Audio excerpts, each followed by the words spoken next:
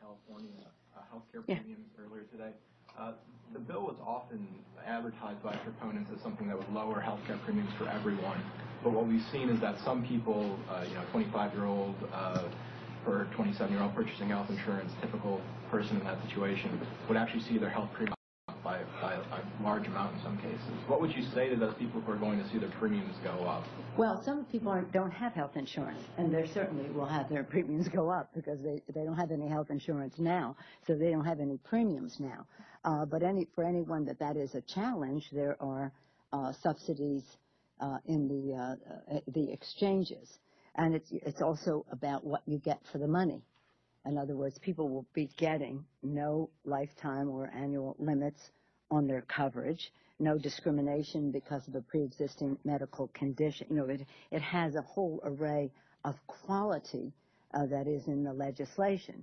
But if you don't have health insurance and you don't qualify for a subsidy and you're mandated to have health insurance, yes, you'll have an increase. We're very sensitive to what it means for young people, especially young singles, and there are policies that people can get.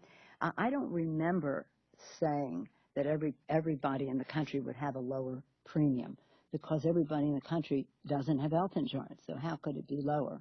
But the fact is, the value of what you get for the cost that you pay is a reduction in cost to you. And if you don't have insurance, you're going to pay something that you didn't pay before, but if you can't afford it, you can have a subsidy on a sliding scale within the exchange. But for everybody, it is going to be, again, a liberation, a freedom. Remember, we dealt with the Invincibles all along in all of this, and they were strong advocates, Invincibles being young people who don't think they're ever going to be sick. All along, and their strong support for how we went forward so that they, again, could have the freedom to start a business, be entrepreneurial, do what they wanted to do in their lives, not constrained by the fear of being sick. Some of the examples that we heard would be somebody who thought she was invincible, getting diagnosed with breast cancer, and now telling us that she's going to spend the next 20 years monthly payments on her credit card to pay off her medical bills at the time. So will her premiums go up? Will a person like that, hopefully not diagnosed yet, paying something in, end up being better off? I think so. But you just see, be optimistic about it. It is a very, very exciting enterprise. And the other side has spent over did you see that report?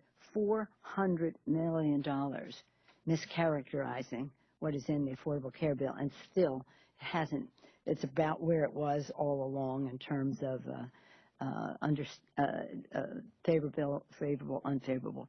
But I do believe that the more people see what it is in for them, if you're a young person, if you're a woman, if you're a person with children, if you're a senior, again, and if you're a small business, what this means for small businesses, it's a solution for the American people. It gets results for them, lowers cost. If there were no other reason to do the Affordable Care Act, if everybody loved their insurance and loved his or her insurers, you would still have to do it because the cost of it was unsustainable to individuals, to families, to small businesses, to corporate America, to state, local, and federal government budgets, unsustainable. And now you see the bending of the curve in terms of cost to the Medicare system, already extending for 2 more years the length of Medicare, and we have to do more, and the bill does do more. So costs were a very important part of it, and a main reason to do it, in addition to it being, as Senator Kennedy said, the unfinished business of our society. Health care is a right, not a privilege. Yes, sir. Madam Leader, Republican leaders